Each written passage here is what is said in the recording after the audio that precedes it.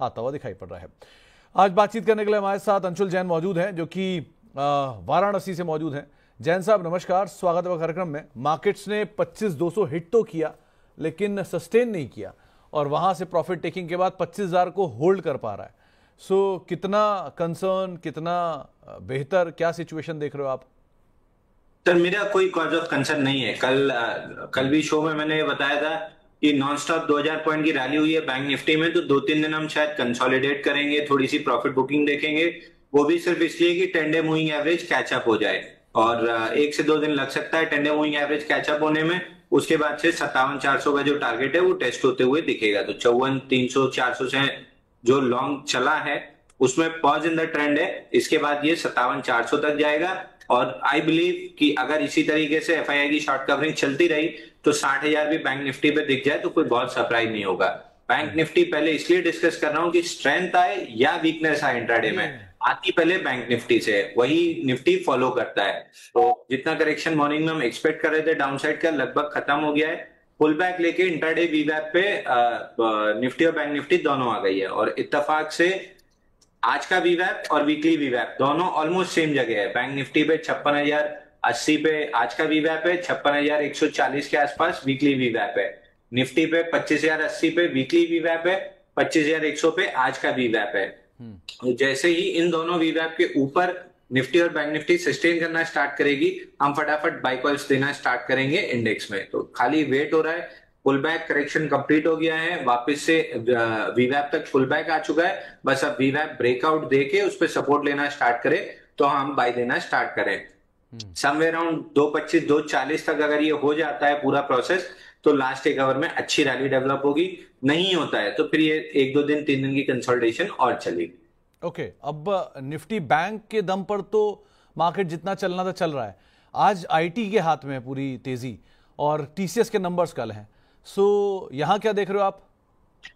Sir IT index last week हमने बात की थी, और पिछले 2 दिन में भी बात की थी कि जो 33,742 का लेवल है आईटी इंडेक्स पे, ये लेवल स्वीप हुआ है, वीकली चार्ट पे हैमर बना है। तो एक पुल बैक रैली 36,740 तक आनी चाहिए।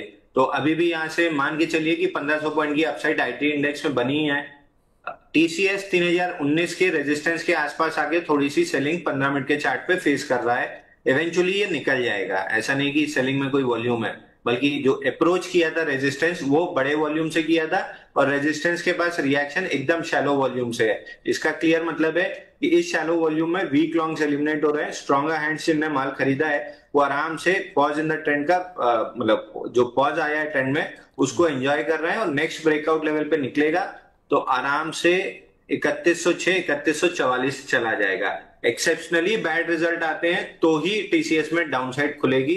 अगर एक्सपेक्टेड या एक्सपेक्टेशन से थोड़ा भी अच्छा आता है तो यहाँ पे कम से कम 150-200 पॉइंट की रैली बन जाएगी। तो टीसीएस को लेकर भी एक राय, क्योंकि नंबर्स हैं तो नंबर से पहले इस पे बात करना भी जरूरी है। 3024 सो फार एटलीस्ट ये होल्ड कर रहा है अपने आप को, बहुत कोई बुरा हाल नहीं है। जरा भाई निफ्टी के टॉप गेनर लूजर लेकर आइए, क्या सिचुएशन देखने को मिल रहा है आज एटलीस्ट इंडेक्स के टाइम पर? जहां खरीदारी है उसमें पूरा का पूरा आईटी है, टाइटन, इन्फोसिस, टीसीएस और टाटा स्टील, यहां पर खरीदारी देखने को मिल रही है। गिरने वाले शेयरों की अगर बात की जाए तो आज जहां से दबाव आ रहा है उसमें अल्ट्राटेक सीमेंट है, जियो फाइनेंशियल है, एम&एम है, बीईएल है, जहां से दबाव बनता हुआ दिखाई पड़ रहा है। मिड कैप के टॉप गेनर में आज खरीदारी मेजरली देखने को मिल रही है। नाल्को में, 361 में, एसबीआई कार्ड में, एमआरएफ में, जहां पर खरीदारी है। और जहां गिरने वाले शेयरों की अगर बात की जाए तो आज थोड़ा सा ओबरॉय रियल्टी, वारी एनर्जी, बीएचईएल, आरवीएनएल, यहां से आज प्रेशर आता हुआ दिखाई पड़ रहा है। और साथ साथ स्मॉल कैप साइड पर जहां पर आज खरीदारी देखने को मिल रही है उसमें एस्टर डीएम है, आईएफसीआई है, करूर व्यासा बैंक है, सीईएससी है, जहां पर खरीदारी है। गिरने वाले शेयरों की अगर बात की जाए तो आज प्रेशर है अनंत राज में, केन्स टेक में, एजिस वोपेक में, और साथ साथ पूना वाला फिनकॉप में। अरे जैन साहब जरा ये एस्टर डीएम को देखो, आज जबरदस्त तेजी के साथ कामकाज कर रहा है, 700 रुपए हिट कर गया। क्या करना चाहिए इसमें? एक मिनट चेक कर लेता हूँ सर। एस्टर डीएम सुबह Aster DM sir, standard disclaimer, हमारे क्लाइंट लॉन्ग हो सकते हैं। 10:11 पे 681 रुपए में बाई दिया है हमने। पूरे बॉक्स से ब्रेकआउट आया है। अगर आप डेली चार्ट पे देखेंगे तो एक बड़ी कैंडल बनी थी 3 जुलाई को, जिसमें 22 मिलियन का वॉल्यूम था, 2137% वॉल्यूम राइज था। उसके बाद से ऑलमोस्ट इनसाइड बार सी बनती आ रही है अब तक। ऑलमोस्ट इनसाइड बार इसलिए बोल रहा हूँ क्योंकि लो को 5-6 बार तोड़ने की अटेम्प्ट की गई, पूरे 63 दिन हो गए इनसाइड बार के, मल्टीपल अटेम्प्ट्स उस कैंडल के लो को तोड़ने की गई, लेकिन ऊपर आके क्लोजिंग हो जाती थी और फाइनली कल प्री ब्रेकआउट लेवल पे था, आज ब्रेकआउट लेवल बना है। तो मान के चलिए कि 750, 800, 750, 790 ये दो लेवल आपको आराम से मिल सकते हैं। स्टैंडर्ड डिस्क्लेमर, हमारे क्लाइंट लॉन्ग है 681 रुपए से सुबह 10:11 पे बाय दिया था हमने। तो एस्टर डीएम दिन के ऊपरी स्तरों के करीब ही कामकाज करता हुआ दिखाई पड़ रहा है। चलिए अब शुरुआत करेंगे सवाल जवाब के सिलसिले की और बातचीत करेंगे आपके सवालों पर। अगर आपका भी कोई सवाल है, आप भी जैन साहब से कोई भी सवाल पूछना चाह रहे हो तो आप हमारे साथ जुड़ सकते हैं। माध्यम आपकी स्क्रीन पर है, 9311121874 ये हमारा व्हाट्सएप नंबर है और money9query@tv9.com ये हमारा ईमेल आईडी है। इसके अलावा ट्विटर, फेसबुक, यूट्यूब पे भी आप हमारे साथ जुड़ सकते हैं। मेंबरशिप के जरिए भी आप हमारे साथ जुड़ सकते हैं और सीधे सीधे किसी भी जानकार से प्रायोरिटी में अपना सवाल पूछ सकते हैं। निष्ठा श्रीवास्तव जी हमारी मेंबर हैं, इनके पास नायका के शेयर हैं 223 रुपए के दाम पर और 6 महीने का ये नजरिया पूछ रही हैं। क्या करना चाहिए जैन साहब? कल तो नया हाई काट के आया, आज फ्लैट है, क्या करें? सर नायका में एक ही काम करना चाहिए और शांति से करना चाहिए। पहले मैं आपको कॉन्टेक्स्ट दे देता हूं क्यों नायका आपको 6 महीने की जगह 1 साल होल्ड करना चाहिए। बीकाजी में आईपीओ बेस बना, 40% का मूव बना।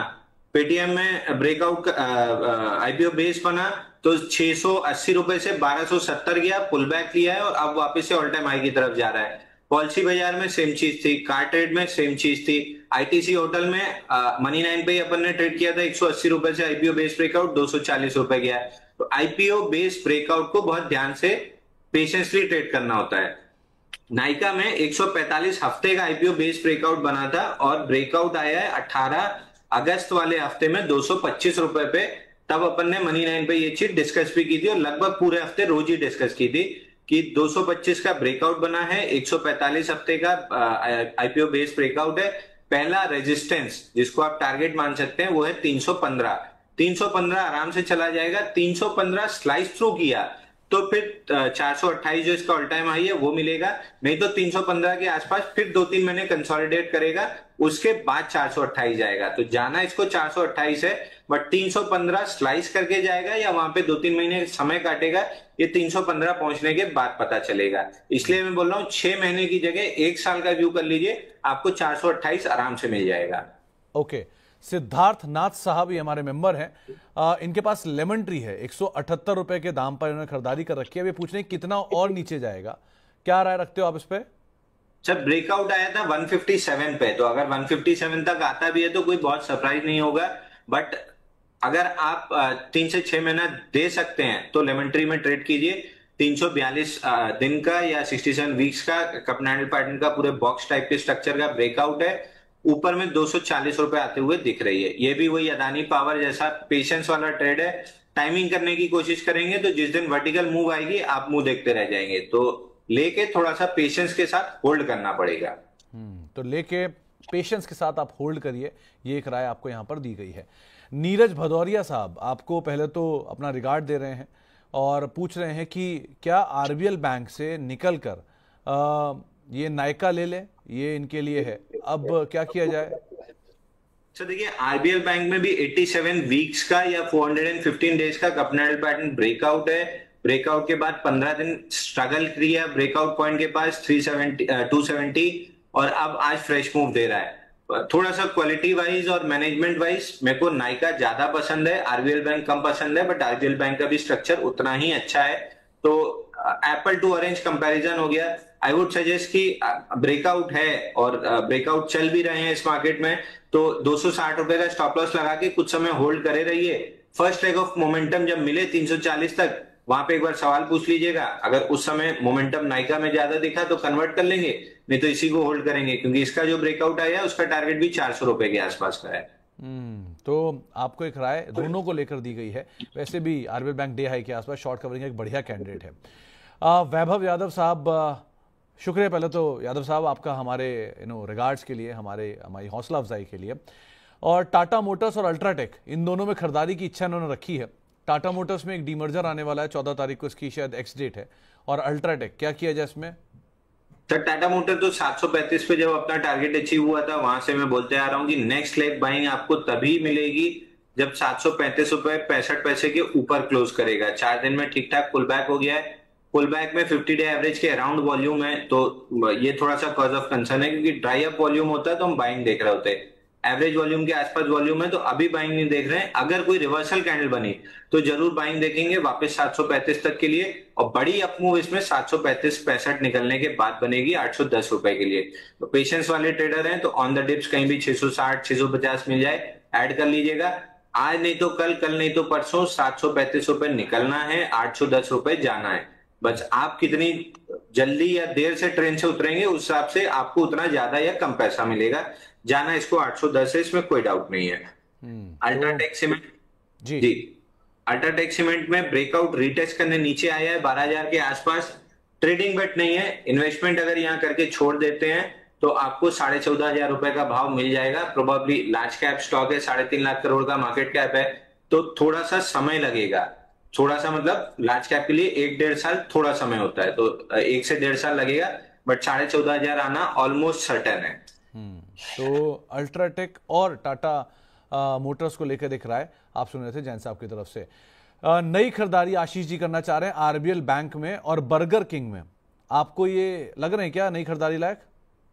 तो बर्गर किंग को तो मैं मतलब बहुत सारे स्टॉक्स को थोड़ा थोड़ा फंडामेंटली ट्रैक करता हूँ। बर्गर किंग को तो मैं बहुत क्लोजली, जिसका नाम अब रेस्टोरेंट ब्रांड एशिया हो गया है, इसको तो मैं बहुत ही क्लोजली ट्रैक करता हूँ, क्योंकि इसमें 8% के 2 बार 4% के 2 बार स्टॉप लॉस कटे थे, 8% मैंने लॉस दिया, तो वो वापस वसूलने के लिए इसको मैं वॉच लिस्ट में रखता हूँ। एक लेवल नोट कर लीजिए 86.5, इस लेवल के ऊपर जैसे ही ये स्टॉक निकले आराम से मतलब क्लोज, एक दिन क्लोज कर ले, क्योंकि इंट्राडे में कई बार ऊपर जाके नीचे आ जाता है। एक बार जैसे 86-50 के ऊपर डिसाइसिवली वॉल्यूम के साथ क्लोजिंग आ जाए, इस स्टॉक को तुरंत खरीद लीजिएगा। पहला टारगेट 116.50 होगा, और ये रेजिस्टेंस है तो पहला टारगेट पकड़ सकते हैं, बट एक्चुअल टारगेट इस ब्रेकआउट का बनेगा 137 रुपीज। लेकिन 86-50 निकलने के बाद ही लेना है, उसके पहले नहीं लेना है। आरबीएल बैंक में जरूर आप फ्रेश बाई कर सकते हैं, क्योंकि जैसा आपने बताया शॉर्ट कवरिंग, मेरे को यहाँ पे फ्रेश बाइंग भी दिख रही है, क्योंकि मैं डेली इक्विटी का चार्ट देख रहा हूँ, फ्रेश बाइंग दिख रही है। फ्यूचर्स के डेटा पे देखेंगे तो शायद शॉर्ट कवरिंग भी दिख जाएगी, बट दोनों केस में इसी स्ट्रेच में 299 जाते हुए आराम से दिख रहा है। तो जैन साहब, ये आपके साथ भी होता है क्या कि कभी मेरे को इस सिचुएशन में इस शेयर से लॉस हुआ तो मैं यही शेयर से ही प्रॉफिट कमाऊंगा, ऐसा आपने भी सोचा है कभी?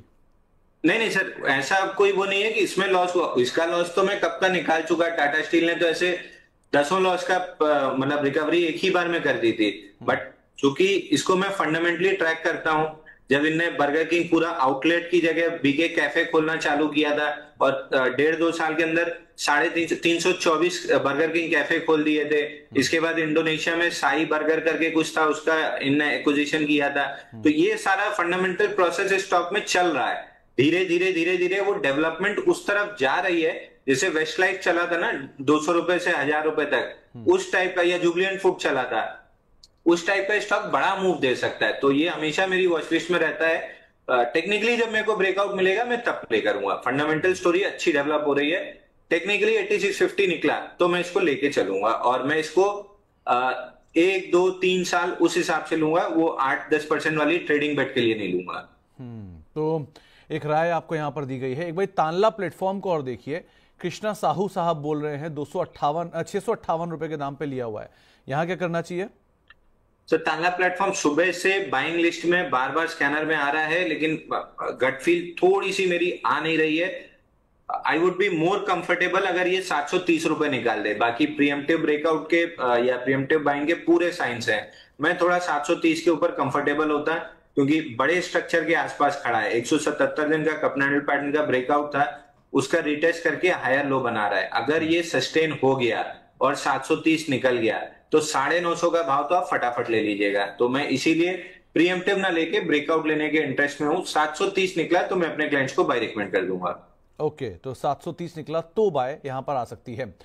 इसके अलावा इंद्रनील साहब पूछ रहे हैं कि पूना वाला फिनकॉर्प में क्या करें। करीब करीब 500 शेयर इनके पास है 480 रुपए के दाम पे, 6 से 8 महीने के लिए इसे होल्ड कर सकते हैं। थोड़ा नीचे आया है, क्या किया जाए? 650 से 700 इसके बीच में जब आए तब सवाल पूछेगा।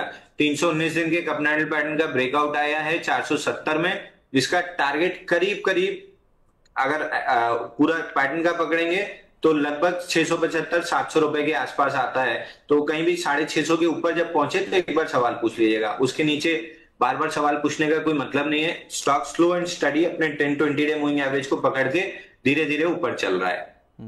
तो एक राय यहां पर आपको दी गई है पूनावाला फिनकॉर्प के संदर्भ में, आप अकॉर्डिंगली यहां पर कॉल ले सकते हैं।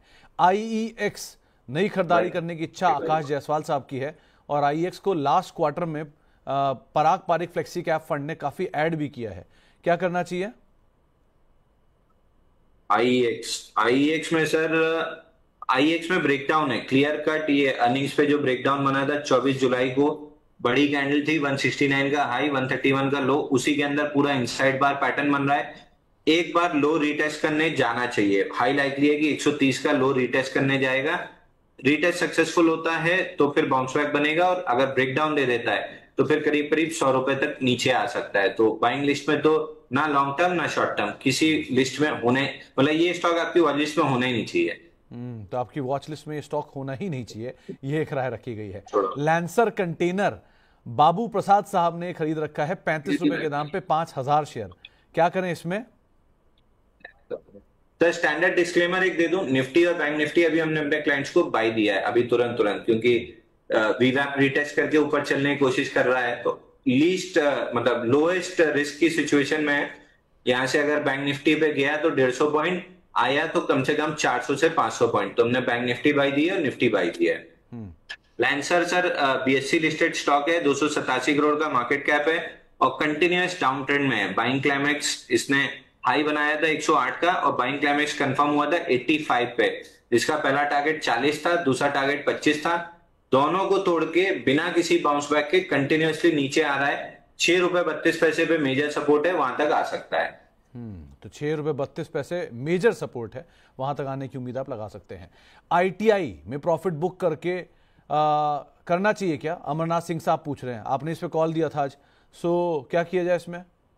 इसमें कल कॉल दिया था सर कि लेके जाइए, इसमें बड़ा ब्रेकआउट आते हुए दिख रहा है, मतलब प्रीएम्प्टिव ब्रेकआउट आते हुए दिख रहा है, और प्रीएम्प्टिव ब्रेकआउट आज ब्रेकआउट पॉइंट के पास पहुंचा है। वॉल्यूम राइज 4840% है, 47 मिलियन का वॉल्यूम है।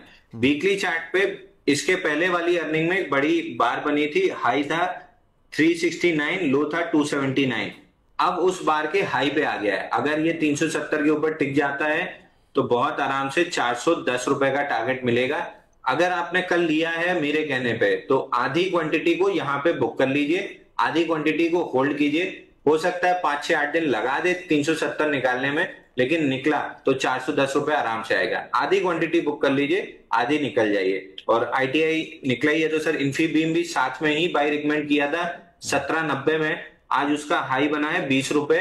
हमारे टारगेट पूरे कंप्लीट हो गए हैं तो हमने इसको प्रॉफिट बुकिंग दे दी है। पूरा 11.5% रिटर्न एक ही सेशन में दोनों में बन गया है। ओके, इसके अलावा मोहम्मद नाजिर अली साहब बात पूछ रहे हैं कि आप बाद में नहीं बताइएगा, रिलायंस इंडस्ट्रीज 1391 की रेट पर इन्होंने कल बाय कर लिया, अब कितना होल्ड करना चाहिए? देखिए, रिलायंस और जियो फाइनेंस दोनों अभी थकावट के फेज में हैं। अच्छी रैली लिए थे, मतलब आप इस तरीके से समझिए कि इनने 100 मीटर की रेस दौड़ी है, आप बैठे हैं, पसीना पोंछ रहे हैं, केला खाएंगे, जूस पिएंगे, ग्लूकोज पिएंगे, एनर्जी गेन करेंगे, उसके बाद फिर लंबी दौड़ दौड़ना है इनको। तो ये रेस्टिंग फेज जो है ना, ये मेरे ख्याल से अभी यहाँ पे 3 ही महीना कंप्लीट हुआ है, इसमें तो 2-2.5 महीना हुआ है रिलायंस में, जियो में लगभग 3 महीना हो चुका है। यहाँ से 4-6 महीना और रेस्टिंग फेज रहेगा। उसके बाद जब ब्रेकआउट चलेगा जो कि 1440 के ऊपर बनना चाहिए, जब बनेगा मतलब अगले 4-6 महीने बाद, तो सीधा सीधा 2000 और 2400 का रेट मिलेगा। तो आई वुड सजेस्ट कि ले ही चुके हैं तो थोड़ा पेशेंसली बैठ जाइए, 1 साल के लिए रखे रहिए, 2000 प्लस के टारगेट मिल जाएंगे। तो 2000 प्लस के टारगेट यहाँ पे आते हुए दिखाई पड़ सकते हैं। ऑब्वियस ही बात है, रिलायंस इंडस्ट्रीज जैसी कंपनी एक इन्वेस्टमेंट ग्रेड कंपनी है, इसको ट्रेडिंग के लिहाज से मत देखें, ज्यादा बेटर है। हरिओम पाठक साहब पूछ रहे हैं कि इन्फोसिस और भारती एयरटेल शॉर्ट टर्म के लिए कैसा लग रहा है आपको? सर आईटी के रिजल्ट आने वाले हैं और जिस हिसाब से नीचे से बाइंग फोर्स दिख रही है, सबसे अच्छी इन्फोसिस में दिख रही है। 1563 रुपए मेरे को आते हुए दिख रहा है और 1563 निकल गया तो 1612 भी आ सकता है। बट प्रॉब्लम ये है कि रिजल्ट ऑफ मार्केट आएगा और गैप अप गैप डाउन वाली सिचुएशन रही। गैप अप पड़ा तो बहुत बढ़िया है, गैप डाउन पड़ा तो दिक्कत में आ जाएंगे। तो वो रिजल्ट वाली अगर रिस्क आप ले सकते हो तो 1563 1612 आराम से आते हुए दिख रहा है इन्फोसिस पे। भारतीय एयरटेल में बहुत अच्छा कोई बाइंग का स्ट्रक्चर नहीं है, मैं भी अवॉइड करके चलूंगा। ओके, एपीएस हैंडल से एक सवाल आया है, अदानी ग्रीन और जेएसडब्ल्यू इंफ्रा 6 महीने के लिए कैसा लग रहा है? सर अदानी ग्रीन तो मेरे पर्सनल पोर्टफोलियो में तो buy sell stop loss target कुछ भी नहीं दूंगा, लेकिन इस बार लग रहा है कि 1126 के ऊपर जैसे ही सस्टेन करेगा 1252 आ जाएगा। मैं अपनी 1 रुपए का 1 पैसे का माल मैंने नहीं बेचा है, तो मैं बाई सेल स्टॉप लॉस की कोई भी सलाह नहीं दे रहा हूँ। दूसरा स्टॉक कौन सा था सर इनका अदानी ग्रीन के बाद? अदानी ग्रीन और जेएसडब्ल्यू इंफ्रा। जेएसडब्ल्यू इंफ्रा हम ऐड कर रहे हैं ऑन द टिप्स। 295 तक अगर नीचे आता है तो हम और ऐड करेंगे। This is an investment trade, मतलब investment call, not a trading call. Trading के पैटर्न ये स्टॉक नहीं बनाता है। ओके, इसके अलावा कुछ और सवालों में एक सवाल और आया है पीएसयू बैंक 20 को लेकर। उन्होंने 525 शेयर ले रखे हैं इसके, मतलब उन्होंने बैंक 20 ईटीएफ ले रखा है शायद। आप पूछ रहे हैं कि इसमें क्या किया जाए? सर पीएसयू स्टॉक्स में थोड़ी सी तेजी तो है, तो अभी एक बार अगर आपके पास ईटीएफ है तो होल्ड करना चाहिए। पीएसयू बैंक इंडेक्स में 7248 पे ब्रेकआउट आया है। टारगेट उसका ऑल टाइम हाई 8053 का है, तो 8053 जब इंडेक्स आएगा पीएसयू बैंक का तब डिस्कस करेंगे कि ईटीएफ से निकलना है या नहीं, तो वहां तक के लिए आपको होल्ड करना चाहिए। ओके, एक सवाल निपॉन इंडिया सिल्वर ईटीएफ पर खरीदना चाहिए क्या? ऑलरेडी बढ़िया तेजी में तो है पूरा सिल्वर, रहेगी क्या तेजी आगे भी? सर सिल्वर बीज मनी 9 पे 88 रुपए से हमने बाई देना स्टार्ट किया था, 147 रुपए आ गया है। थोड़ा थोड़ा करके हम अपनी पोजीशन 120 रुपए के आसपास से बुक कर रहे हैं। 5-10% पोजीशन अपने क्लाइंट्स की धीरे धीरे हल्की करते जा रहे हैं। ट्रेडिंग के लिहाज से तो लोग जब सिल्वर बाई कॉल देते हैं और अगर मार्केट खुला है तो लोग सिल्वर बीज लेते हैं, नहीं तो फिर सिल्वर फ्यूचर्स लेते हैं। बाकी हम अभी भी यहाँ पे मैं बुलिश हूँ। सिल्वर अगर फ्यूचर्स आप कॉमिक्स पे देखेंगे $48.6 चल रहा है और 50 का टारगेट है, यानी $1.4 और बचा है। इसको 32.15 इंटू 88 रुपीज से भी पकड़े तो 4000 रुपए की तेजी अभी चांदी में और बची है। यानी यहां से चांदी जब 4000 रुपए और ऊपर जाए तब आप पूरी तरीके से प्रॉफिट बुक करके एग्जिट कर सकते हैं। तो आपको एक राय यहां पर दी गई है खासतौर से सिल्वर के लिए जो कि बढ़िया तेजी में है। अच्छा, ध्रुव पाठक साहब पूछ रहे हैं कि ब्लू स्टोन ज्वेलरी और आइनॉक्स ग्रीन, इन दोनों में टारगेट्स और स्टॉप लॉस दोनों बताइए। अच्छा, ब्लू स्टोन में टारगेट जो, मतलब टारगेट नहीं कहना चाहिए, रेजिस्टेंस 707.80 का था, उसको ऑलमोस्ट आज टेस्ट किया 705। ब्रेकआउट 708 रुपए के ऊपर बनेगा। आज का वॉल्यूम 376% राइज है 7.3 मिलियन का, तो प्रीएम्प्टिव इंडिकेटर तो है कि ब्रेकआउट आएगा। तो 708 के ऊपर अगर ब्रेकआउट आता है तो उसके बाद 650 का स्टॉप लॉस और 1000 रुपए का टारगेट लगाइएगा। ठीक है। दूसरा स्टॉक कौन सा था सर इनका? INOX green. INOX green sir 184 रुपए पे मनी 9 पे बाई दिया था, 224 रुपए में कल टारगेट अचीव हो चुके हैं, तो हमने फुल प्रॉफिट बुकिंग दे दी है। अब यहाँ से नया पैटर्न बनाएगा तब नए कॉल्स जनरेट करके देंगे। तो जिसने भी 184 का हमारे कहने पे लिया है, कल हम 224 में निकल चुके हैं। ओके, तो ये एक आपको राय दी गई है, आप उसके अकॉर्डिंगली यहाँ पे कॉल ले सकते हैं। साथ ही साथ कुछ और सवालों की अगर बात की जाए तो एक सवाल और हमारे पास आया है हिम्मत सिंका को लेके, मोहम्मद नबील साहब का। यहाँ क्या करें सर? मैं स्टॉक का नाम नहीं सुन पाया सर। हिम्मत सिंका सीडे, HSCL के नाम से जी। HSCL हिमाद्री स्पेशलिटी नहीं हुआ? अच्छा, हिम्मत से मिल गया सर। डाउन ट्रेंडिंग काउंटर है, मेजर सपोर्ट 110 के आसपास है। अगर ये नहीं प्रोटेक्ट हुआ तो और डाउनसाइड खुल जाएगी। पिछले 5 क्वार्टर से ईपीएस डीग्रोथ आ रही है, धीरे धीरे प्रॉफिट 2 रुपए 10 पैसे के ईपीएस से घट के 90 पैसे का ईपीएस रह गया है। उस वजह से इसमें सेलिंग कंटिन्यूअसली बनी हुई है। एक आध क्वार्टर जब तक रिजल्ट अच्छा नहीं आता है, कम से कम डबल डिजिट ईपीएस ग्रोथ, ये सेलिंग कंटिन्यू रहेगी। 109 टूटने के बाद एकदम मुंह के बल गिरना चालू कर देगा। तो आपको एक राय हिम्मत सिंका को लेकर भी दी गई है, थोड़ी उसके हिसाब से आप कॉल लीजिएगा। एक आशुतोष रंजन जी का सवाल आया है, इनके पास निपॉन, एएमसी और एमके ग्लोबल के शेयर हैं लॉन्ग टर्म के लिए, ये एसआईपी वे में बाय कर सकते हैं क्या इनको? एमके निपॉन वाला तो कर सकते हैं सर, एमके मेरे को नहीं समझ में आ रहा है। हालांकि स्टॉक ठीक चला है, मेरी लिस्ट में स्टॉक था नहीं, अच्छा मूव दिया, पुल बैक लोअर वॉल्यूम पे। एमके थोड़ा सा रिस्की बेट है, एसआईपी आपको करना ही है तो बेटर है कि JSW infra, ACC, Asian paints, इन जैसे स्टॉक्स में कर लीजिए, आपको ज्यादा अच्छा पैसा मिल जाएगा। तो ये एक राय दी गई है। शिव भक्त सुमित आपके फैन हैं, मतलब वो भी फैन हैं हमारे अलावा, और सिरमा एसजीएस के शेयर हैं उनके पास 860 रुपए के दाम पर। अब वो टारगेट देख रहे हैं 1000 रुपए का, एक तरफा चला ये शेयर, अब क्या करा जाए? थोड़ा सा कूल ऑफ ले रहा है। मिल जाएगा सर, 1000 रुपए का टारगेट है, इसमें 430 दिन का कपनैंडल पैटर्न ब्रेकआउट 661 रुपए पे बना है, धीरे धीरे खींच के आ गया 840 पे। पिछले 21 दिन से बॉक्स बना रहा है, इसको अगर 6 मंथ्स या वाईटीडी कर देंगे तो ज्यादा क्लियर दिखेगा। 21 डेज से बॉक्स बन रहा है जिसका ब्रेकआउट 865 के ऊपर है, यही राइट साइड वाला जो है, ये 865 के ऊपर जैसे निकलेगा 1000 रुपए की तरफ चल देगा। तो अब स्टॉप लॉस कहां रखना चाहिए इसमें? स्टॉप लॉस वैसे पैटर्न का लो 790 के आसपास है, तो 790 रुपए का क्लोजिंग बेसिस बनेगा, क्योंकि 14,000 करोड़ का मार्केट कैप है, 40,000 करोड़ से नीचे है, तो closing basis stop loss 790। Hariom Pathak साहब पूछ रहे हैं कि टीसीएस का रिजल्ट है कल, तो आज गैप अप के लिए बाय कर सकते हैं क्या? वैसे अपडेट ये है कि कल शाम को रिजल्ट आएगा, तो मार्केट आर के बाद, तो इंपैक्ट का परसों दिखेगा आपको, लेकिन क्या गैप अप के लिए खरीद सकते हैं? सर जैसा आपके लक्षण है और 3018 निकाला है, पूरे चांस दिख रहे हैं कि गैप फिल करने जाएगा, जो कि 3106 3144 पे है। तो अगर आप वही गैप डाउन वाली रिस्क आप बचा सकें तो गैप अप वाली अपॉर्चुनिटी आपको मिल सकती है। मैं बुलिश हूं इन्फोसिस पे भी, टीसीएस पे भी। ओके, इसके अलावा एसबीआई, ये ट्रुथ इन ट्रेन हैंडल से आया एक सवाल, इन्होंने 866 रुपए के दाम पे ले रखा है, क्या करना चाहिए एसबीआई में? सर एसबीआई तो ऑल टाइम हाई 894 और उसके ऊपर 1000 रुपए जा रहा है, बट ये मतलब पैसेंजर ट्रेन है, बहुत धीरे धीरे चलेगी। तो वो है भी स्लो, ये 1000 रुपए तो हो जाएगा, लेकिन समय कब वो डिपेंड करता है।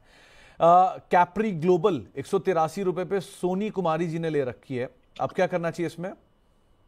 कैप्री ग्लोबल में सर 122 दिन का कपनैडल पैटर्न बन रहा है, ब्रेकआउट 195 के ऊपर बनेगा, जब 195 निकलेगा तब मेरा इंटरेस्ट आएगा 221 रुपए तक के लिए। तो अभी वेट एंड वॉच के मोड में हूं। Accumulation candles, institution accumulation candles clearly visible है, बट मैं 195 के ब्रेकआउट के बाद ही प्ले करूंगा, उसके पहले इसमें प्रीएम्प्टिव प्ले नहीं करूंगा। 195 का वॉल्यूम के साथ अगर ब्रेकआउट मिला तो हम अपने क्लाइंट्स को बाय देंगे, क्योंकि एक्टिव वॉच लिस्ट में है, 220 का टारगेट रहेगा। ओके, तो 220 का टारगेट उस समय पर आप देखेंगे। प्रिंस रंगपरिया साहब के पास ओला इलेक्ट्रिक के शेयर हैं, 61 रुपए के शेयर उन्होंने खरीद रखे हैं 61 रुपए के दाम पर। अब क्या करना चाहिए? नहीं, इन्होंने शायद 49 के दाम पे ले रखा है, अब क्या करना चाहिए इसमें? ओला इलेक्ट्रिक सर अगर 49 पे लिया था तो आपको 66 रुपए पे 66 के रेजिस्टेंस पे बार बार मैं बोल रहा था कि एक बार बुक कर लीजिए, इससे ऊपर चलना थोड़ा सा मुश्किल है।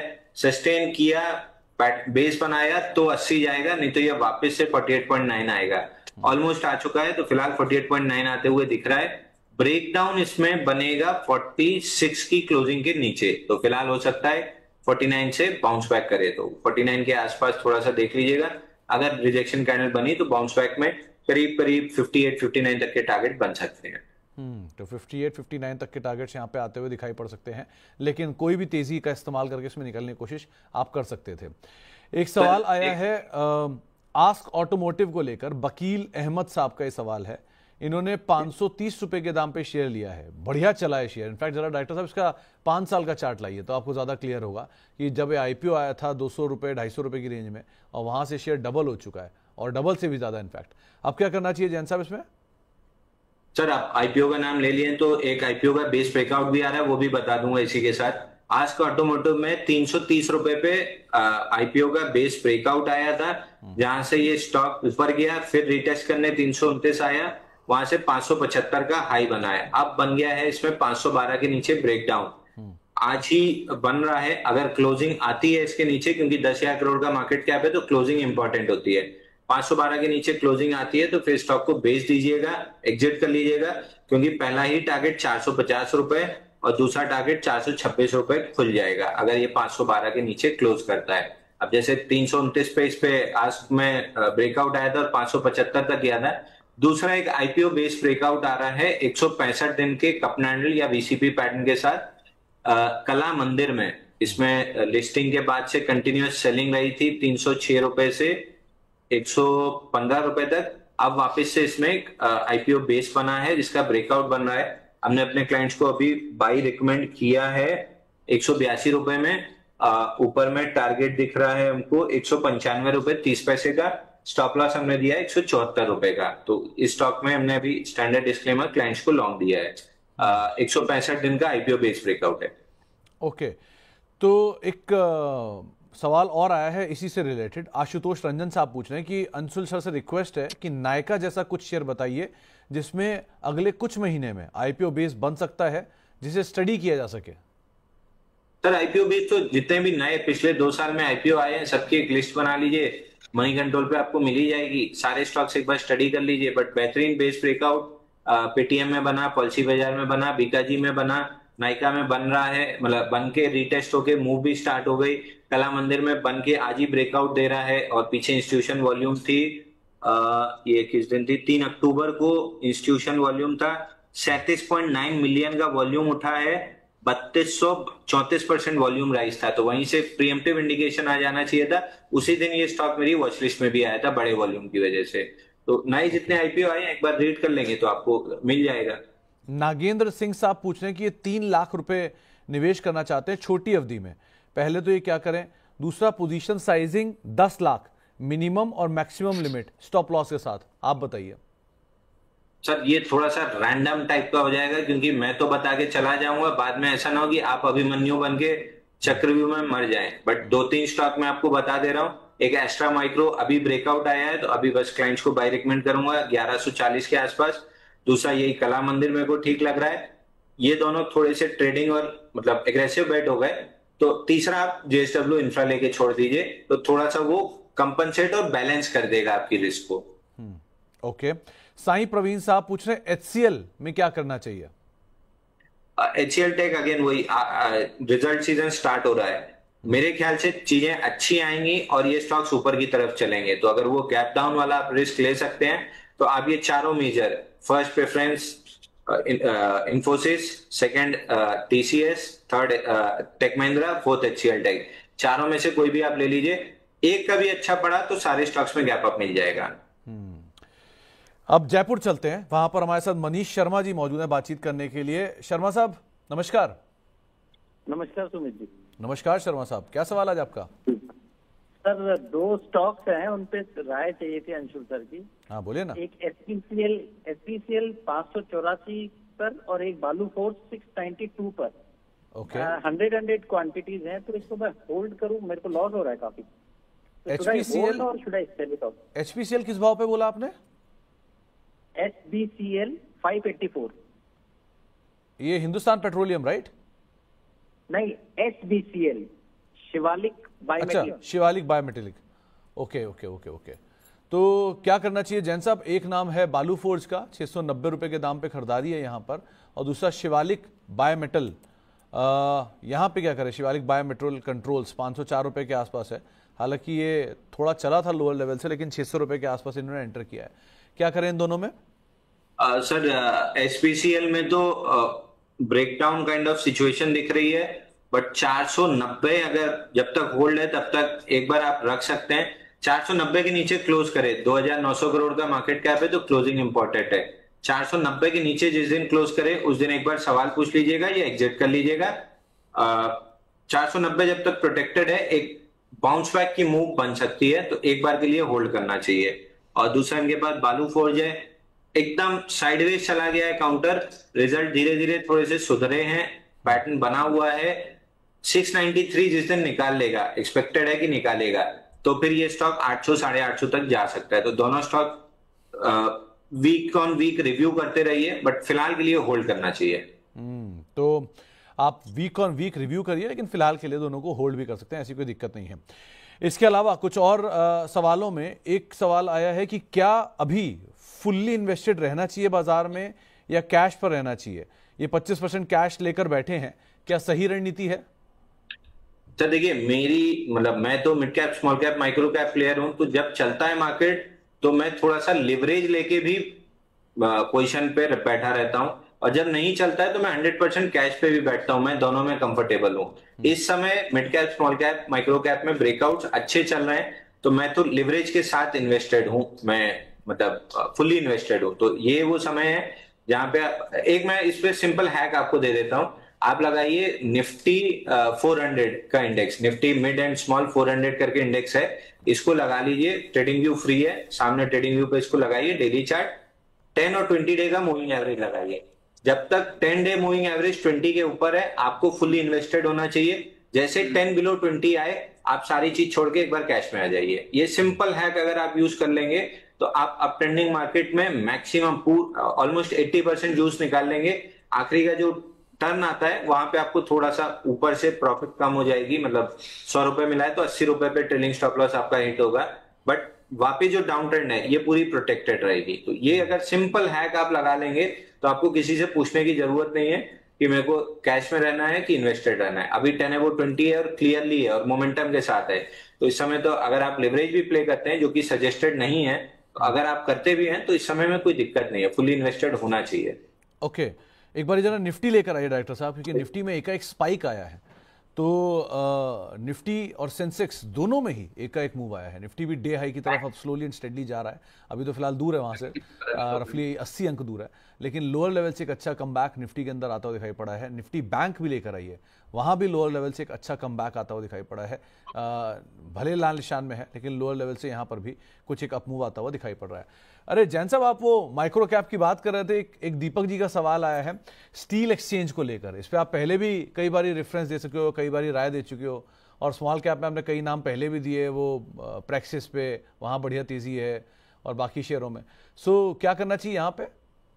प्रैक्सिस और दूसरा AFIL वाला शेयर था, तो AFIL में भी ठीक ठाक प्रॉफिट बन रहा है, बुक कर लीजिए। प्रैक्सिस में भी अपर सर्किट वाला सिलसिला चल रहा है, वहां भी थोड़ा सा प्रॉफिट बुक कर लीजिए, कैपिटल खाली कीजिए। और स्टील एक्सचेंज लास्ट टाइम भी मैंने बोला था, वापस से बता रहा हूं, जो नए डेवलपमेंट्स आए हैं, लगभग 350 करोड़ के लोअर इंटरेस्ट रेट पे इनने नया लोन अपना सिक्योर किया है, जिसकी वजह से इंटरेस्ट कॉस्ट इनकी घटेगी, 5.5% के आसपास घटेगी। 18.5% का जो ब्याज दर था वहां से घटेगी।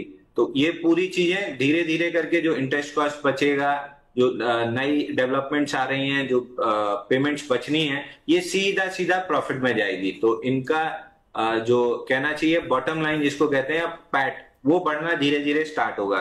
Slow and study developing story है, समय देके पेशेंस के साथ चलेंगे, क्योंकि नया फाइनेंस जो इन्होंने इन्वेस्ट किया है वो कोई हल्के फुल्के आदमी से नहीं किया है कि बाजार से किसी से भी उठा लिया है। आप समझिए, कोटक महिंद्रा इन्वेस्टमेंट ने इनको पैसा दिया है, कोटक क्रेडिट अपॉर्चुनिटी फंड ने इनको पैसा दिया है, अभी CGCL का स्टॉक हमने डिस्कस किया था, कैप्री ग्लोबल कैपिटल ने इनको पैसा दिया है। तो अगर कोटक जैसा जो हाउस है, जो ड्यू डिलीजेंस इतना ज्यादा करता है, उनने सस्ते रेट पे इनको पैसा दिया है उस पे काम करने के लिए, और थोड़ा इन्हें डेप्ट भी रिड्यूस किया है। तो पहले तो इंटरेस्ट पेमेंट जो जाती थी वो कम हुई है, क्योंकि डेप्ट रिड्यूस हुआ है, और इंटरेस्ट रेट भी कम हुआ है, तो डबल फायदा हुआ है। ये सारी चीजें 1-2 क्वार्टर लगेगा प्रॉफिट, मतलब उसमें बैलेंस शीट में दिखने में। तो अगर पेशेंस के साथ चले तो 21 रुपए का मिलेगा। ट्रेडिंग करने की कोशिश करेंगे तो कोई ना कोई दिन चॉप आउट कर देगा। तो थोड़ा पेशेंस के साथ अगर रख के चलेंगे तो यहाँ से 11.47 का एक रेजिस्टेंस है, जैसे ही वो निकला करीब 14.76, और उसके बाद 21 रुपए का टारगेट खुल जाएगा। मैं मान के चल रहा हूँ कि 21 रुपए जाएगा। ये वन ऑफ दो small cap micro cap stock है जो हम कवर करते हैं, और इसमें जैसे जैसे डेली डेवलपमेंट्स आती हैं हम उनको कवर करते हुए चलते हैं। और साथ में सर बैंक निफ्टी में हमने प्रॉफिट बुकिंग डाल दी है, जो शो के स्टार्ट में हमने बताया था कि बाय दिया है, लो रिस्क ट्रेडर बुक डाल दिया है, रिस्क रिवॉर्ड बराबर मैच हुआ तो आधी पोजीशन बुक करके आधी पे बैठे हैं। चलिए, तो बैंक निफ्टी की राय आपके सामने, और साथ साथ स्टील एक्सचेंज जिस पे भी हम बात कर रहे थे, इस पे एक्सचेंज पे इन्होंने खुद अपडेट दिया है कि इन्होंने करीब 350 करोड़ रुपए के आसपास की रीफाइनेंसिंग कराई है, और उस रीफाइनेंसिंग को इन्होंने कोटक से कैप्री ग्लोबल से, कोटक की दूसरी आर्म से, क्रेडिट अपॉर्चुनिटीज फंड के थ्रू इन्होंने रीफाइनेंसिंग की है, जिससे इनकी डेट के अंदर रीपेमेंट आएगा और डेट रीपेमेंट से इनके मार्जिन्स को इंप्रूवमेंट आएगा और बॉटम लाइन पे भी रिफ्लेक्शन होगा, जो कि अभी आपको जैन साहब भी बता रहे थे। तो 14 रुपये के आसपास पहला टारगेट और मीडियम टू लॉन्ग टर्म उन्होंने जो टारगेट दिए हैं उसको आप अकॉर्डिंगली फॉलो कर सकते हैं। तो ये एक राय स्टील एक्सचेंज को लेकर भी। अगले शेयर पे भी, अगले सवाल पे चलते हैं जो हमारे पास आया है होनासा। ये आया है एक सवाल, 362 रुपए के दाम पे खरीदारी है, यहाँ क्या करना चाहिए? सर होनासा में भी ऑलमोस्ट ये पूरी कोशिश कर रहा है अपना आईपीओ बेस बनाने का। वीकली पे एक रिजल्ट, पहले मार्च का जब रिजल्ट आया था एक बड़ी कैंडल बनी थी, जैसे आईटीआई में अभी एक ब्रेकआउट बना है जो बड़ी कैंडल के हाई तक पहुंचा है। होनासा में भी एक बड़ी कैंडल बनी थी, 330 का हाई था, 259 का लो था। वॉल्यूम भी ऑलमोस्ट 3x और 50 वीक एवरेज वॉल्यूम था। उसके बाद से कंटिन्यूअसली इनसाइड बार बन रही है, जैसी आईटीआई में बनी थी। 19 हफ्ते हो चुके हैं, तो अब किसी भी समय 300 रुपए निकलते ही से इस काउंटर में अच्छी तेजी आएगी। पहला टारगेट मदर बार का हाई रहेगा 330 और वो निकला तो 440 रुपए खुल जाएगा। तो 300 रुपए निकलने का अगर वेट कर सकते हैं तो बहुत बेहतरीन है, नहीं तो प्रीएम्प्टिव थोड़ा थोड़ा लेते चलिए। इतना फ्रंट एंड में 14 रुपए मिल जाएगा और 300 के ब्रेकआउट पे जब बाई करेंगे तो 330 और 440 दो टारगेट मिल जाएंगे। आदर्श पांडे साहब पूछ रहे हैं कि आरवीएनएल और एम्फेसिस, इन दोनों में क्या करना चाहिए एक साल के लिए? एम्फेसिस 2800 पे लिया है और आरवीएनएल का टारगेट इन्होंने नहीं दिया है, क्या करना चाहिए इन दोनों में? एम्फेसिस पे सर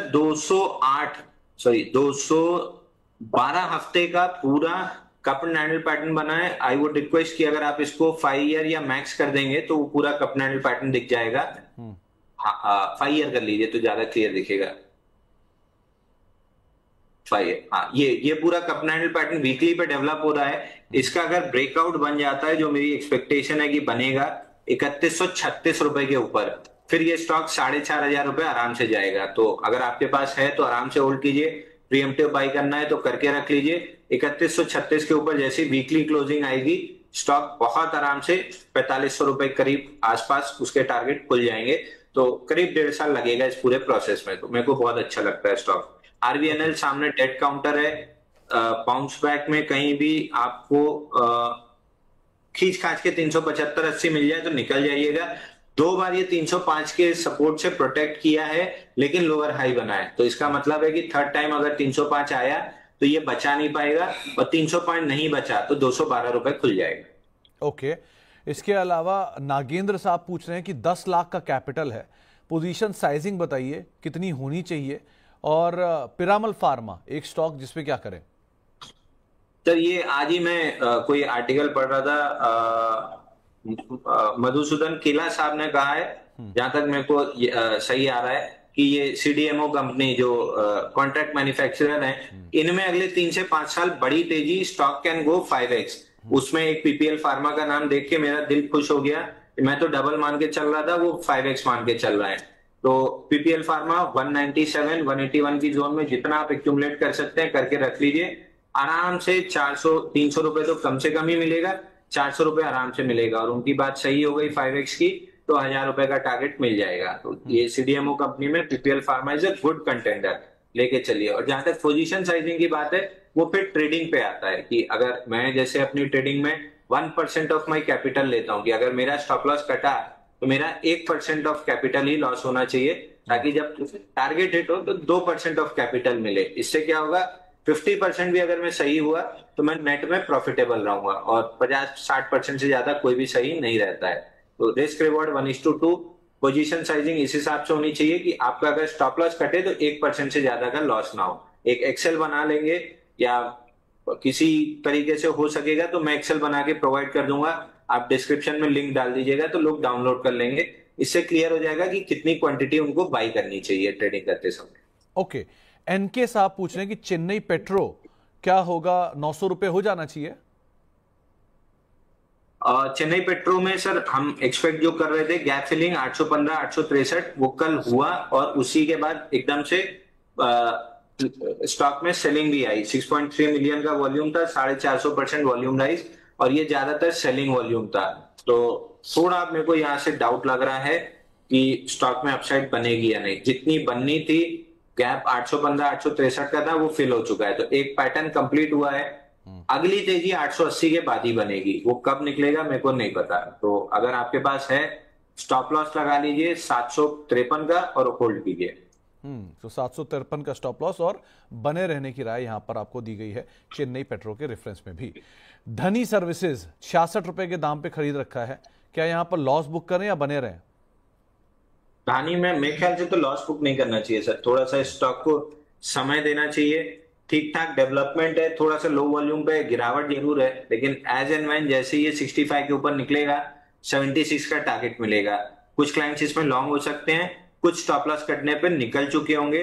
नेक्स्ट लेग 65 जैसे ही निकलेगा हम तुरंत वापस से बाय देंगे, क्योंकि पैटर्न ऐसा नहीं है कि आपको एग्जिट करना चाहिए। पैटर्न वो है कि थोड़ा पेशेंस दिखाइए, 65 के ऊपर ऐड कीजिए, 76 पे प्रॉफिट बुक कीजिए। ओके, सुमित धारा साहब पूछ रहे हैं कि टाटा एलेक्सी एवरेज कर लें क्या? अभी इन्होंने 6150 रुपए के आसपास का दाम है अभी, और इन्होंने 1 साल से होल्ड कर रहे हैं 7865 के दाम से। सो 1000-1500 रुपए नीचे है, एवरेज करें क्या? कर लेना चाहिए सर। 5610 जैसे निकलेगा 6400 6800 की जोन में आ जाएगा, तो एक बार एवरेज कर लेना चाहिए। ओके, तो यहां पर एवरेज करने में कोई हार्म नहीं है, आप एवरेज कर सकते हैं। इसके अलावा एक सवाल पीसी ज्वेलर पर है, देव लखौटिया साहब का, क्या करना चाहिए? इसके अपडेट भी आए थे आज Q2 के, अभी क्या करें? एकदम शांत हो गया सर स्टॉक, ब्रेकआउट, और इतनी शांति में अगर ब्रेकआउट बनता है तो स्टॉक में 20% की मूव आराम से बनती है। ब्रेकआउट कहां बनेगा? 13.75 रुपए के ऊपर। मैं, अगर आपके पास है तो मैं होल्ड की सलाह दे रहा हूं। 13.75 निकलते ही से मैं स्टॉक में बाय रिकमेंड करूंगा, लगभग 18 से 19 रुपए के टारगेट के लिए। बट 13.75 निकलने के बाद, आज निकले, कल निकले, अगले हफ्ते निकले, ऑलमोस्ट सर्टेन है कि निकलेगा। 90% चांस है कि ये ब्रेकआउट देगा। गुफ्फू खान साहब पूछ रहे हैं कि गुजरात पीपावाव पर कोई टिप्पणी कर दीजिए, क्या करना चाहिए इसमें? जी, पीपीएल राउंडिंग बॉटम और एकदम ठंडे वॉल्यूम के साथ 84 दिन का पैटर्न बना है, जिसमें 3-4 एक्यूमुलेटिव वॉल्यूम कैंडल है, तो मोस्ट लाइकली 165 का ब्रेकआउट आएगा। जैसे 165 निकले बाई कर सकते हैं, ऊपर में 191 का टारगेट मिल जाएगा। बट 165 निकलने के बाद बाई कीजिए, ताकि टाइम वाइज करेक्शन अगर एक्सटेंड हो तो फ्रस्ट्रेशन ना हो आपको। तो आपको टाइम बेस्ड करेक्शन का भी ध्यान रखना होगा यहां पर। मिसेस बेक्टर हर्षित मंगल साहब के पास है, 1325 रुपए की बाइंग है, इसमें गोइंग फॉरवर्ड वो भी आने वाला है, कॉर्पोरेट एडजस्टमेंट भी, क्या किया जाए? मिसेस बेक्टर फूड्स सर, एक बाउंस बैक बन रहा है, बाउंस बैक 1332 तक जा सकता है, बट बड़ी तेजी 1350 के ऊपर ही बनेगी। तो अगर बाउंस बैक प्ले करना है तो 1332 1335 तक के लिए प्ले कर सकते हैं। I would not suggest to play bounce back. अगर बाउंस बैक प्ले ही करना है तो आदित्य बिरला रियल एस्टेट ज्यादा अच्छा दिख रहा है बाउंस बैक के लिए। ओके, ABREL ज्यादा बेटर है बाउंस बैक प्ले करने के लिए, उसके हिसाब से आप इस पे नजर रखिएगा। कुछ और सवालों में एक सवाल और आया है हमारे पास, दविंगरी शुगर पर 15,000 शेयर ले रखे हैं रोशन साहू साहब ने। शुगर वैसे भी अब टेलविंड में आ गया है, पिछले 2-3 दिन से शुगर के शेयरों में तेजी आई है, क्या करना चाहिए इसमें? 3.60 के स्टॉप लॉस से होल्ड करना चाहिए सर। ऊपर में करीब करीब स्विंग 4.93 और 6 रुपए, ये 2 टारगेट मिल सकते हैं। तो आप स्टॉप लॉस को यहां पर कैरी करिएगा, वो जरूरी है, उसके हिसाब से रणनीति बनाइएगा। मॉस्चिप 280 के दाम पे ले रखा है नागराज साहब ने, यहां क्या करें? मॉस्चिप होल्ड करना चाहिए सर। 268 के ऊपर जब तक टिका हुआ है तब तक आप लॉन्ग रह सकते हैं। 300-310 तक के टारगेट मिल सकते हैं, इसमें हमारे क्लाइंट्स भी लॉन्ग हो सकते हैं। ओके, चलिए जैन साहब, सवाल जवाब का सिलसिला आगे भी जारी रखेंगे, लेकिन अभी फिलहाल वक्त हो गया है बजिंग स्टॉक का, तो जरा बजिंग पर रुक कर लेते हैं।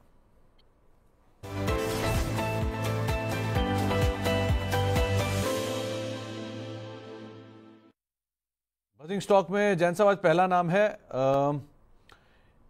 जो कहांगे सारे सवाल, हाँ जी, आज जो पहला हमारे पास बजिंग स्टॉक आया हुआ है, उनमें ज़्यादा हलचल जो देखने को मिल रही है उसमें सेलेक्टिव स्टॉक्स है, खासतौर से पहले तो पूरा आईटी और पूरा ये बैंक्स भी। तो जरा पहले आईटी पे एक व्यू दो, बजिंग पे तो आऊँगा, लेकिन ये आईटी भी क्या करें, कि कल से बेलवेदर के नंबर्स आएंगे, तो इन्फोसिस, TCS, बाकी सब में क्या करना चाहिए? सर, आईटी इंडेक्स पे मेजर सपोर्ट था 33,742, उस पे लास्ट वीक छोटा सा हैमर बना है और करंट वीक में फॉलो थ्रू मूव दे रहा है, जिसका टारगेट 36,740 है।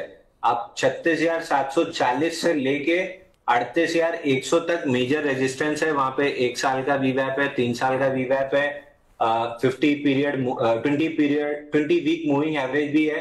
तो वहां पे मल्टीपल रेजिस्टेंस है, तो आराम से 36,740 37,000 इस जोन तक तो चला जाएगा, आराम से चला जाएगा। वहां पे स्ट्रगल चालू होगी। तो अभी 1500 पॉइंट का तो इजी स्पेस है। अगर रिजल्ट ठीक आ जाते हैं टीसीएस इन्फोसिस के, तो एक और इनको एडिशनल पुश मिल जाएगा कि रेजिस्टेंस क्रॉस करने के लिए पीछे से थोड़ी सी ताकत और मिल जाएगी। इसके अलावा सेल्जर इलेक्ट्रॉनिक्स, ये पहला बजिंग स्टॉक है, बहुत ज्यादा बिकवाली और आज एक पेटेंट का अप्रूवल इनको मिला और उसके बाद स्ट्रॉन्ग कमबैक। तो जितने इनसे बिकवाली हो रही थी, एक ही दिन में इसने 100 सुनार की 1 लोहार की कर दी। क्या किया जाए इसमें आज?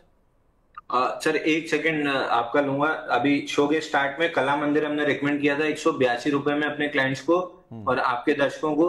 हम रिस्क फ्री हो चुके हैं 188 रुपए पे, आधी पोजीशन खाली कर ली है। अब यहाँ से अगर स्टॉप लॉस कटा तो घर से कुछ नहीं जाएगा, और चला तो फिर आधी पोजीशन पे हम लंबा पैसा 20% करीब पर रिटर्न लेंगे। तो रिस्क फ्री हो चुके हैं 188 पे, बाकी आधी पोजीशन हम अपने टारगेट्स के लिए होल्ड करेंगे। सालजार पे आ जाएं तो आपने एकदम सही कहा कि जितनी गिरावट हो रही थी एकदम लो वॉल्यूम पे, आज एक ही बार में पूरा रिवर्स कर दिया है। 5.5 मिलियन का वॉल्यूम है, 6,763% वॉल्यूम राइज है, 17% का मूव है। ये मूव बहुत आराम से स्टॉक को ऊपर ले जा सकता है करीब करीब 972, और अगर 972 निकल गया तो गैप फिल करने 1,050 तक ये स्टॉक जा सकता है। इनफैक्ट वैल्यू भी आ गया था, स्ट्रॉन्ग प्रमोटर की एक्टिविटी, उसके बाद स्ट्रॉन्ग गाइडेंस, लेकिन शेयर साल का लो बना रहा था और जैसे ये पेटेंट का अप्रूवल आया स्टॉक ने एक बढ़िया तेजी वापस दिखा भी दी। आगे बढ़ते हैं और कुछ और शेयरों की तरफ रुख करते हैं जहां पर आज बज है, फिर खबरों के बीच में कुछ हलचल देखने को मिल रही है। कुछ और सिलेक्टिव नामों में एक नाम है वीनस पाइप का। कंपनी ने अपना 71 करोड़ का इक्विटी इन्फ्यूजन कंप्लीट कर लिया है, शेयर में रिएक्शन भी है। यहां क्या किया जाए? सर स्टैंडर्ड डिस्क्लेमर, सुबह हमने वीनस पाइप बाई दिया हुआ है अपने क्लाइंट्स को, एग्जैक्ट टाइम बता दे रहा हूं। सुबह देखना वीनस पाइप कितने बजे दिया, 9:55 पे वीनस पाइप बाई दिया है हमने अपने क्लाइंट्स को। तो हमारे क्लाइंट्स इसमें लॉन्ग हो सकते हैं। करीब करीब ऊपर में 1500 के आसपास का पहला टारगेट दिख रहा है, और 1500 के बाद नया टारगेट डिस्कस करेंगे। फिलहाल 1500 पकड़िए। ओके, श्रृंगार हाउस ऑफ मंगलसूत्र, याद है मुझे, इसके आईपीओ पे भी आप हमारे साथ मौजूद थे। इनके Q1 के अपडेट आए और अपडेट अच्छे आए। सो यहां क्या करना चाहिए? श्रृंगार हाउस ऑफ मंगलसूत्र, सर ये तो आईपीओ लो स्वीप किया नीचे 182 का, और डबल बॉटम का ब्रेकआउट 198 पे दिया है, और स्ट्रॉन्ग मूव दिखा रहा है 240 तक जा सकता है। तो इसके अलावा अगला नाम है एमको एलिकॉन का। विजय केडिया साहब, मतलब केडिया सिक्योरिटीज ने करीब करीब 57,000 शेयर खरीदे हैं 1906 पे। ओएफएस सक्सेसफुल रहा है और स्ट्रॉन्ग नाम आने के बाद ये और तेज चला है। क्या किया जाए एमके एलिकॉन में? सर एक बार spelling. एमको Elecon, EIMCO, एमको Elecon. एमको Elecon structure वैसे रिवर्स किया है जैसा सलजार हमने डिस्कस किया था पूरी गिरावट के बाद, और एक दिन पहले भी शायद किसी ने बाई किया है 25 सितंबर को भी 1.2 मिलियन का वॉल्यूम था, 4,180% वॉल्यूम राइज, और आज इसमें 1.6 मिलियन का वॉल्यूम है, 2,306% वॉल्यूम राइज। रेजिस्टेंस है 2368, जैसे ही ये रेजिस्टेंस निकालेगा 3,000 रुपए के लिए स्टॉक बढ़ जाएगा। एसोसिएटेड एल्कोहल कंपनी को SI1 लाइसेंस मिला है एक्साइज डिपार्टमेंट से। मॉल्ट स्पिरिट ऑपरेशन बरवाहा फैक्ट्री में ये आप शुरू कर सकते हैं। कैसे देख रहे हो आप इसे? सर सुबह बाइंग आई थी, लेकिन सेलिंग ने टेक ओवर किया है, लेकिन इस सेलिंग में वॉल्यूम नहीं है। प्रोबेबली 5-6 दिन शायद ये साइडवेज चला जाए, बट ये रिवर्सल कर रहा है स्टॉक। तो ऊपर में करीब करीब इन्वेस्टमेंट अगर करते हैं, ट्रेडिंग बेट नहीं है, अगर 6-8 महीना 1 साल का समय है आपके पास, तो आराम से 1,200 रुपए तो कम से कम मिलेगा, और सब कुछ ठीक रहा तो 1,400 रुपए तक जा सकता है। तो ये एक राय आपको दी गई है। टाइटन, यहां पर भी इनके अपडेट आए हैं और अपडेट के बाद बढ़िया तेजी भी है टाइटन में, 4% ऊपर, इंडेक्स टॉप गेनर है। इसे कैसे देख रहे हो आप? तो टाइटन तो आपको याद होगा 26 सितंबर को जब ये बड़े वॉल्यूम से 3372 स्वीप कर रहा था, तब भी हम बोल रहे थे कि इसको बाई करके चलिए, और ये डिस्क्लेमर भी दिया था कि 50 लाख वाले जो पोर्टफोलियो वाले क्लाइंट हैं उनको 10% ऑफ द पोर्टफोलियो यानी 1 लाख रुपए का टाइटन भरने हमने बोला है। तो 3372 से लॉन्ग है, ऑल टाइम हाई 3800 मिल जाएगा, उसके ऊपर एक्सटेंशन 4200 रुपए तक मिल जाएगा। और लास्टली टाटा मोटर्स कंपनी के सेल्स के नंबर भी आए JLR के, करीब 17% का ड्रॉप वहां पर है और वॉल्यूम में भी ड्रॉप है, इसे कैसे देख रहे हो? सर 735 ये रिजेक्ट हुआ था 3 अक्टूबर को, तब से हम क्लियर हैं कि एक बार नीचे आएगा 660 तक, 660 640 की सपोर्ट जोन तक।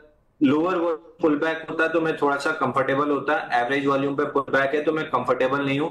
मेरे को प्रॉपर रिजेक्शन कैंडल चाहिए होगी 660 640 की जोन में नया बाई करने के लिए, नहीं तो मैं 735 के ऊपर ज्यादा कंफर्टेबल रहूंगा बाइंग करने 810 के टारगेट के लिए।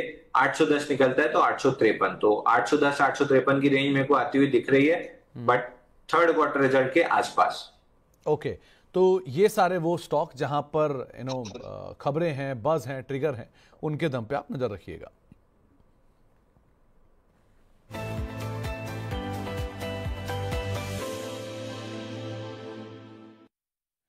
कुछ और सवालों को भी एक बार शामिल कर लेते हैं जैन साहब। जो अगला सवाल मेरे पास आया है उसमें एक RS इंफ्रा को लेकर सवाल है, 160 रुपए के दाम पे खरीदारी है, क्या करना चाहिए इसमें?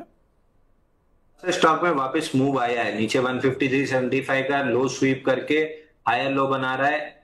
आज अगर लॉन्ग करना है तो प्रीएम्प्टिव लॉन्ग कर सकते हैं। 153 का क्लोजिंग, बल्कि 149 का लो बना है, 149 का क्लोजिंग बेसिस स्टॉप लॉस लगाएं। इस लेग में 179 तक आराम से स्टॉक आ सकता है।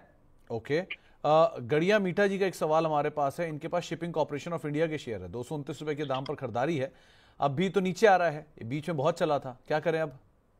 तुरंत एग्जिट कर लेना चाहिए, क्योंकि अगर ये सेलिंग इंटेंसिफाई हुई तो सीधा सीधा पहला टारगेट 194 का बनेगा और फिर उसके नीचे भी जा सकता है। तो सर आप SCI पूछें कि GE शिपिंग पूछें? SCI shipping corporation of India.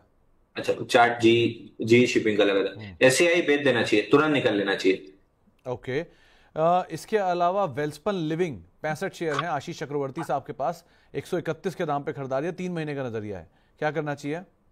Sir ये हमारी एक्टिव वॉच लिस्ट में है, अगर जैसे ही ट्रेड डील होती है और अगर थोड़ा भी इनके फेवर में आती है टेक्सटाइल वालों के, तो ये स्टॉक आराम से 131 रुपए और 142 रुपए निकल जाएगा। जब तक सपोर्ट प्रोटेक्टेड है 109 रुपए का होल्ड करके चलना चाहिए। चलिए आगे बातचीत जारी रखूंगा जैन साहब, जरा अब रुक कर लेते हैं, वापस लौटते हैं अब जरा जैन साहब के पास। जैन साहब, आप अभी मैनेजमेंट को सुन रहे थे, दो इसके बारे में भी आपने शायद कवरेज किया नहीं होगी, अभी तो IPO का खुलना बाकी है, लेकिन कोई टिप्पणी आप कर सकते हो क्या इसके ऊपर? सर मैं एक प्रीवियस एग्जांपल ले लेता हूं। पूरा OFS last time star health का आया था दिसंबर 2021 में, 900 रुपए पे लिस्ट हुई थी, उसके बाद से कंटिन्यूअसली गिरते हुए 340 आई और अभी 484 पे खड़ा है। तो प्रीवियस इतिहास थोड़ा सा अच्छा नहीं रहा है 100% OFS का, तो हम थोड़ा सा इसको अवॉइड करके चल रहे हैं। चलिए अब जरा बाकी IPOs के ऊपर भी आ जाइए। एक IPO है टाटा कैपिटल का जो आज बंद हो रहा है और बढ़िया नंबर सो फार सब्सक्रिप्शन के देखने को मिले हैं, करीब करीब ये IPO सो फार सब्सक्राइब हो चुका है रफली 1.5 गुना के आसपास, क्या करना चाहिए इसमें? सर लिस्टिंग एन के लिए अप्लाई करना चाहिए, लिस्टिंग एन लेके निकल जाएं, उसके बाद फिर देखते हैं कि नया क्या करना है। ओके, LG इलेक्ट्रॉनिक्स ये दूसरा IPO है जो कल बंद होगा और मेगा IPO है, करीब करीब 11,000 करोड़ रुपए का IPO, और उसके बावजूद भी IPO अब तक 2.5 गुना के आसपास सब्सक्राइब हो चुका है। स्ट्रॉन्ग नंबर्स हैं, मतलब इतनी बड़ी बुक होने के बावजूद भी यहाँ पे IPO का स्ट्रॉन्ग सब्सक्रिप्शन आया, 149 के आसपास तो इसमें एंकर बुक के नाम थे, इसमें 50% डोमेस्टिक और 50% FIs यहाँ पे माल लेते हुए दिखाई पड़े, क्या करना चाहिए इसमें? सर एक बार लिस्टिंग एन के लिए सब्सक्राइब करना चाहिए, ग्रे मार्केट प्रीमियम ठीक ठाक दिख रहा है, लिस्टिंग के दिन अगर सेलिंग देखने के लिए मिली तो फिर एग्जिट कर लेंगे तुरंत। चलिए, 2 नाम रादर आज 3 नाम आज लिस्ट भी हुए हैं। पहला नाम है ओम फ्रेट फॉरवर्ड्स का, ये IPO आज लिस्ट होता हुआ दिखाई पड़ा है और जो डिटेल है वो आपके सामने है, 8150 पर ये आज इसकी लिस्टिंग होते हुए दिखाई पड़ी है और लिस्टिंग के बाद से ये शेयर अभी करीब करीब 85-86 के जोन में कामकाज कर रहा है। 40% डिस्काउंट पे लिस्टिंग हुई, 135 रुपए का शेयर इशू प्राइस था और वहां से 36% नीचे ये ट्रेड करता हुआ दिख रहा है। अभी अपर सर्किट इसमें एक समय पर लगा था और अभी करीब करीब 85-86 के जोन में ट्रेड कर रहा है। 122 करोड़ रुपए की रकम जुटाई गई थी, क्या करना चाहिए इसमें? सर चूंकि अपर सर्किट में है तो प्रोबेबली कल भी ऊपर ही खुलेगा, तो कल सुबह एक बार वापस से रिव्यू करेंगे तो ज्यादा अच्छा रहेगा, क्योंकि अपर सर्किट में है तो मोस्ट लाइकली कल खुलना तो गैप अप ही चाहिए। नहीं, मेरे ख्याल से इसका अपर सर्किट शायद खुल भी गया है अभी के जोन में। मैं वही चेक करने की कोशिश कर रहा हूँ कि इसकी सिचुएशन है कैसी, क्योंकि खुला तो 85 के आसपास था और अभी नहीं। इनफैक्ट सही है, आप सही कह रहे हो, सर्किट पे ही लगा हुआ चल रहा है। एडवांस दूसरा आज लिस्ट हुआ एडवांस एग्रो का शेयर करीब 8.5% के आसपास ये अभी भी ऊपर कामकाज कर रहा है। 114 रुपए के भाव पर लिस्ट हुआ था और 108 109 पर ट्रेड करता हुआ दिखाई पड़ रहा है। 14% प्रीमियम के आसपास इसकी लिस्टिंग होते हुए दिखाई पड़ी थी और 100 रुपए के आसपास का इशू प्राइस था और अभी करीब करीब 108 109 पे ये ट्रेड करता हुआ दिखाई पड़ रहा है। 114 का इसने हाई बनाया, 108 का लो बनाया। क्या किया जाए? तो वो अपर सर्किट में था, ये लोअर सर्किट में है, तो प्रोबेबली अभी तो खुला है लोअर सर्किट, बट 108 रुपए 30 पैसे में लोअर सर्किट है, एक बार निकल जाए तो ज्यादा बेहतर है। ओके, तो आप कहीं भी निकलने की कोशिश करें, वो ज़्यादा बेटर रहेगा। तो ये सारे वो आईपीओ जो कि आज इधर बंद हो रहे हैं, जिनका दूसरा दिन है, जो आईपीओ खुलने वाला है, जो आईपीओ लिस्ट हो चुका है, ये तमाम डिटेल आपके सामने रखी। वहाँ के आईपीओ को ही समेटते हैं। वाह, क्या आईपीओ है।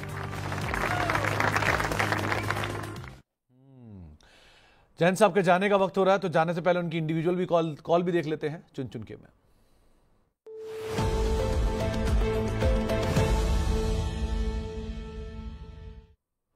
जैन साहब, क्या चुना आज आपने? सर सुबह से हमने सीक्वेंट दिया था 204 पे, अब वो 15-17% चल गया। प्राइम फोकस, यथार्थ, लगभग सब चल गए एकदम रिसेंट। अभी चलते शो में एस्ट्रा माइक्रो में ब्रेकआउट आया था, ये क्लाइंट्स को रिकमेंड किया है 1140 रुपए के आसपास, तो 1135-37 चल रहा है, उसी रेट के आसपास है। कपनल पैटर्न ब्रेकआउट दिख रहा है स्टॉक में, ठीक ठाक वॉल्यूम भी है।